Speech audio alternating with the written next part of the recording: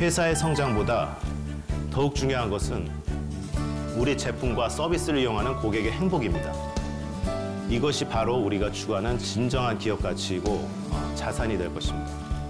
따라서 우리 기업의 활동은 고객으로부터 시작되어야 하며 고객과 함께 새로운 가치를 만들어 나가야 합니다.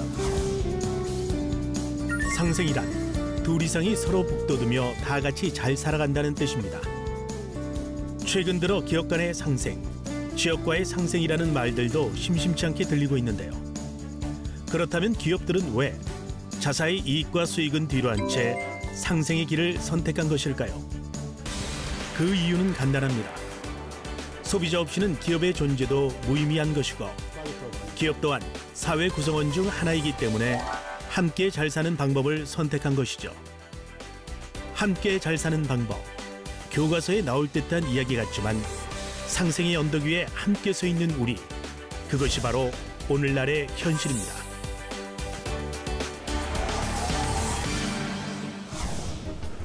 노블레스 오블리주, 사회 고위층에게 요구되는 높은 수준의 도덕적 의무, 이것이 바로 노블레스 오블리주입니다. 고 이건희 삼성전자 회장은 생전에 임직원들에게 인색하지 말라는 말을 자주 했습니다. 또한 유한양행과 학교 재단인 유한재단을 설립한 유일한 박사는 기업의 소유주는 사회이고 단지 그 관리를 개인이 할 뿐이다라고 강조한 바가 있습니다. 이러한 기업가 정신이 있었기 때문에 결국 이들 기업은 글로벌 기업으로 우뚝 설 수 있었습니다. 이는 최근 기업에 요구되는 ESG 경영의 S에 해당하기도 하는데요.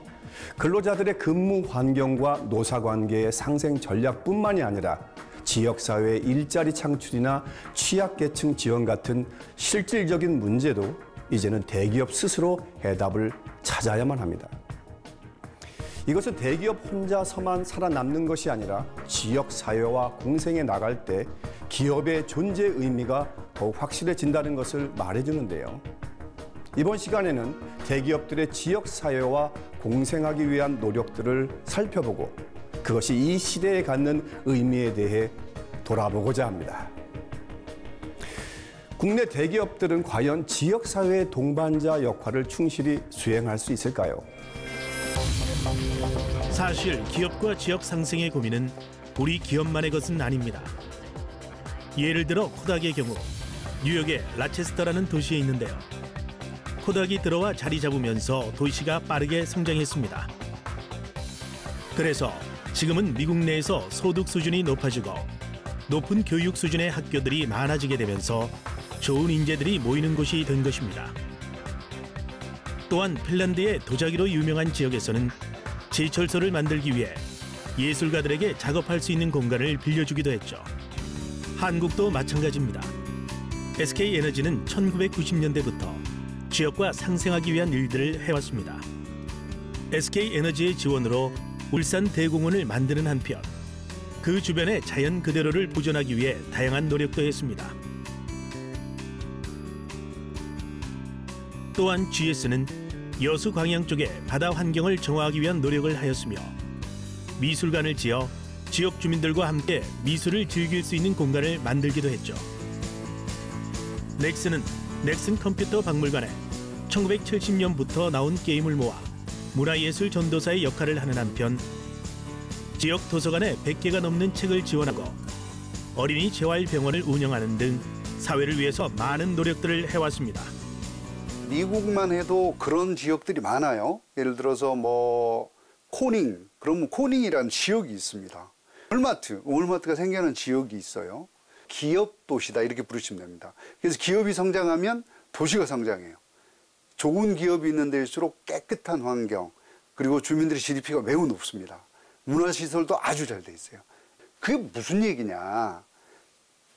좋은 지역이 될수록 좋은 인재가 온다. 좋은 인재가 오면 좋은 문화가 만들어진다. 그럼 좋은 사람들이 더 온다. 아주 심플합니다. 물론 자기네 회사에 들어오는 좋은 인력도 있지만 지역 생태계가 만들어져서 좋은 기업들이 들어오면 그 기업에 들어오는 인력들이 생기잖아요. 그럼 지역이 발전하잖아요. 그러면 결국은 우리 회사가 발전한다. 아주 간단하고 단순한 예입니다.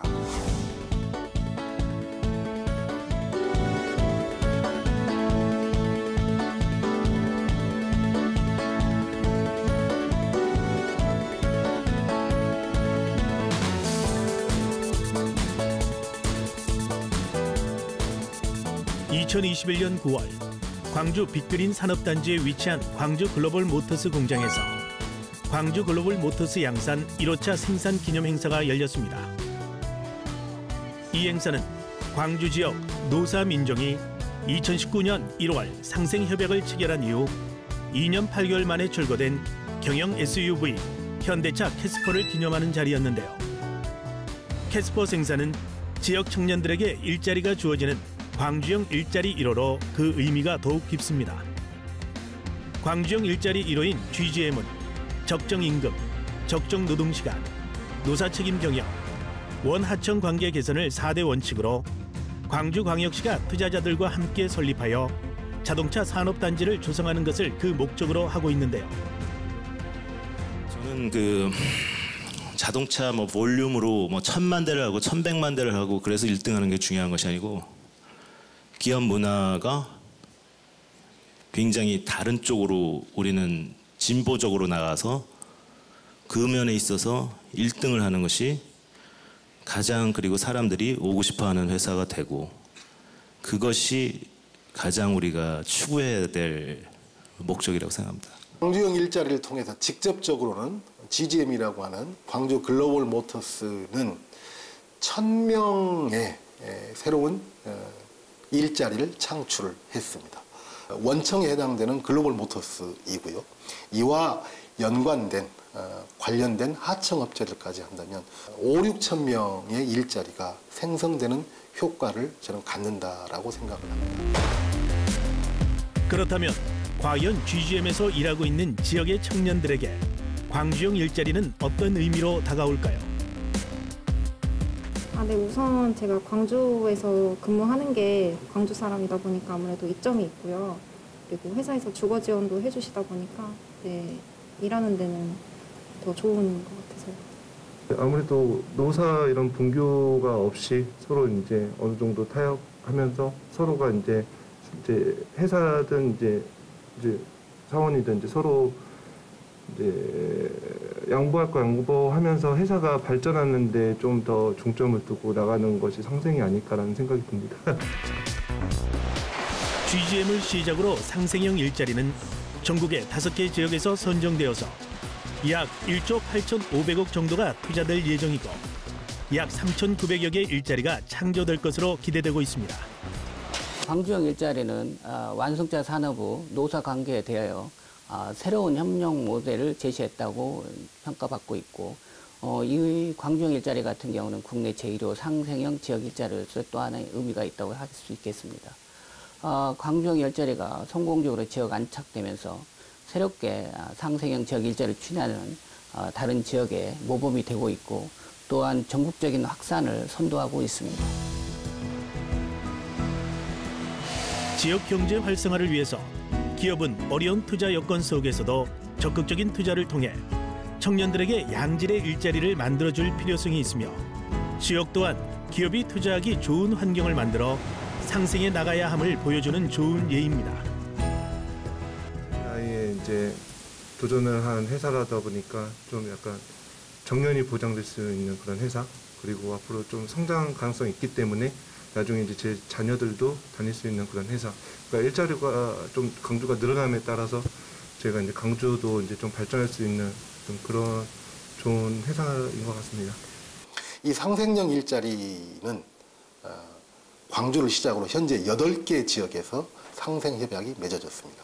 이를 통해 51조 원가량의 투자와 직간접 일자리 13만 개가 창출될 수 있을 것으로 기대하고 있습니다. 지금 일자리 하나하나 창출하기가 매우 어렵습니다. 그리고 광주형 일자리를 비롯한 상생형 일자리에 만들어지는 13만 개 일자리 중에 상당 최소한 50% 이상은 청년 일자리입니다. 지난 9월 르노그룹 역시 부산시와 르노삼성자동차의 미래차 전략산업 생태계 구축과 일자리를 위한 공동 노력에 합의를 했는데요. 이 미래차 생태계를 구축하게 되면은 새로운 산업을 이 지역에 유치함으로써 이 지역 경제 발전에 이바지하게 되고 고용을 창출하는 그런 효과가 있습니다. 그래서 궁극적으로는 이 부산 지역의 경제를 더 발전시킬 수 있는 그런 중요한 계기가 될 수 있다라고 생각합니다. 그 구체적인 내용은 국가 빅3 산업인 미래차를 부산 지역의 중심 산업으로 육성하기 위해 르노 삼성자동차 부산 공장 내의 부지를 활용, 미래차 전략 산업을 위한 생태계를 구축해 나갈 예정이라는데요. 이를 위해 르노 삼성자동차는 미래 친환경차 개발을 위한 핵심 부품업체 등 생태계 참여자를 위한 인프라를 조성하여 지역 상생과 청년 일자리 창출에 노력하겠다는 것입니다. 또한 부산시는 르노 삼성자동차의 미래차 생태계 조성이 가능하도록 참여기업, 컨소시엄 등에 대한 행정적, 재정적 지원을 아끼지 않기로 합의한 것이죠. 좋은 지역이 만들어지고 좋은 인재가 들어오고 또 좋은 협력사들, 파트너들이 들어오고 그러면서 지역사회가 점점 커지면 자기도 점점 성장하게 되는 이런 우리가 선순환 구조라고 하죠. 기업이 지역에 투자를 한다. 기업이 지역과 상생을 한다는 것은 결국 이런 선순환 고리를 만들어내기 위한 투자다. 이렇게 이해를 하시는 게 조금 더 쉽게 이해가 되실 겁니다.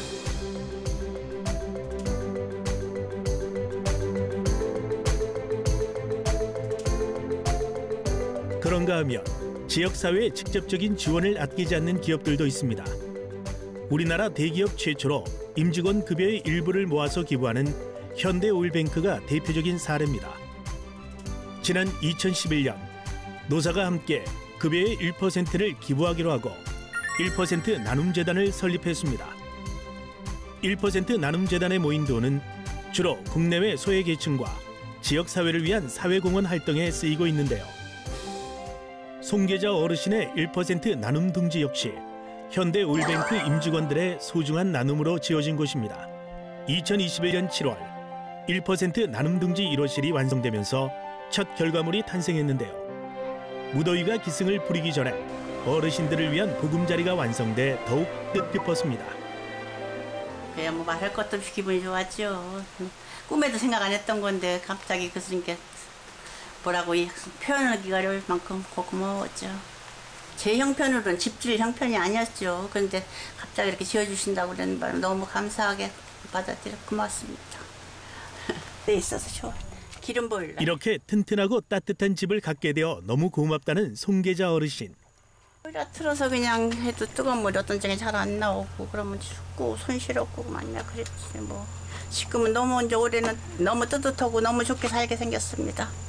너무 감사하고 고맙고. 현대오일뱅크의 1% 나눔 둥지는 화재 피해 등으로 주거 공간이 소실된 가구에 새로운 집을 지어주고 집이 지어지는 동안 임시 주거 공간을 마련해주는 사업입니다. 예전에는 사회공헌 활동이라는 게 사실 그냥 어려운 사람을 막연하게 돕는다 이 정도만 들었었는데 막상 와보니까 어려운 사람들을 찾아내고 어려운 사람들이 왜 어려운지를 파악하고 이 사람들에게 어떠한 지원들이 필요한 것인지를 알아내는 과정이 정말 중요한 것 같더라고요. 근데 그런 과정들이 이제 회사에서 체계적으로 좀 운영을 하는 것 같아서 그런 점이 와닿았습니다. 뿐만 아니라 1% 나눔재단에 참여하는 임직원이 꾸준하게 늘어 현재는 96% 정도가 동참하고 있는데요. 다문화 가정을 위한 프로그램과 해외 문화 교육 사업, 자연재해나 위기 가정을 위한 긴급구호 등 10여 개의 사업을 수행하고 있습니다. 기업에서 직접 지원하는 아주 특별한 스포츠단도 있습니다. 취재진이 찾아간 시간, 선수들은 전국 장애인 체육대회 출전을 앞두고 막바지 연습이 한창입니다. 이들이 속한 곳은 바로 한화 큐셀이 운영하는 장애인 스포츠단. 선수와 코치를 포함해 사격, 역도, 조정 등의 종목에서 모두 35명을 거느리며 국내 최대 규모를 자랑합니다. 한화큐스의 소속 권총 선수 장재훈입니다. 구슬땀을 흘리며 연습에 집중하는 장애인 선수들. 그들에게 스포츠단은 어떤 의미일까요? 여러 기업이 있었는데 감독님의 적극적인 추천이 있었고 충북 기업이어서 친숙함이 있었어요. 그리고 지원도 또 원활히 돼서 감독님이 추천해서 들어오게 됐습니다. 경제적 지원에서는 일정하게 급여를 받고 있고요. 훈련에 있어서는 실탄이라든가 운동복, 운동하는데 필요한 의약품, 기타 등등 여러 가지 지원도 받고 있고, 가장 중요한 거, 메달 따면 포상금을 줍니다. 지난 2019년 창단한 하나큐셀 장애인 스포츠단. 선수들은 스포츠 활동을 통해 아픔을 딛고 재기에 성공한 나 자신과 마주합니다. 또한 이 스포츠단 활동은 지역 기업들의 스포츠와 장애인에 대한 관심을 촉발시키는 계기가 되었습니다. 글로벌 태양광 토털 솔루션 기업인 하나큐셀.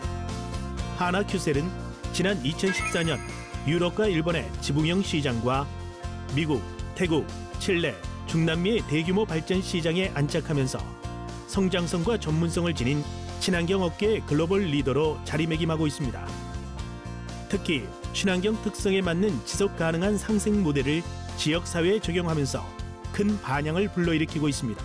올해 목표는 전국 장애인 체전 때 메달이 목표였는데 아쉽게도 이번 체전 때는 이제 금메달을 따지 못했어요. 은메달만 이제 3개 획득을 했는데 다음에는 이제 금메달을 목표로 열심히 훈련을 해서 꼭 따도록 하겠습니다. 그리고 최종적인 목표는 이제 다음 파리 올림픽인데요. 거기서 일단 좀 더 열심히 준비해서 국가대표에 선발이 돼서 파리 올림픽에서 이제 메달을 따는 게 최종 목표입니다.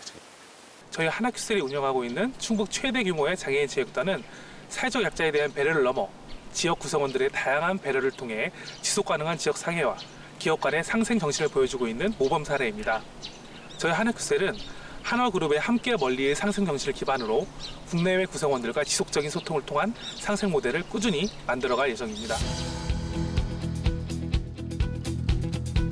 또한 포스코는 포스코 그룹이 진출해 있는 전 세계 53개국에서 2021 글로벌 모범 시민 위크를 진행했는데요.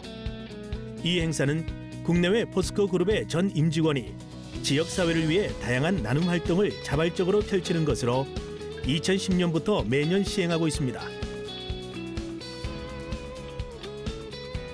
희망의 온도는 높이고 지구의 온도는 낮추고란 테마로 진행된 이 활동은 오랫동안 지속되는 코로나19로 도움이 더욱 필요해진 이웃에게 희망을 전하는 나눔 활동과 지구를 살리는 친환경 활동에 초점을 맞춰 진행했습니다. 이 밖에도 포스코는 전기 도배 등 재능 봉사와 도움이 필요한 농가를 찾아 집을 수리하고 섬진강 둔치의 지역 환경을 개선하기 위한 활동에 나서기도 하는 등 지역사회 곳곳에 도움의 손길을 뻗고 있습니다. 우리 사회는 이제 위드 코로나의 시대로 접어들고 있습니다. 기업들은 이 시대에 맞는 전략과 전술로 살아남을 방법을 모색하고 그 안에서도 최고의 기업이 되기 위한 목표 또한 놓치지 말아야 합니다. 최근 기업들의 경영 철학을 들여다보면 그 속에 빠지지 않는 것이 있는데요.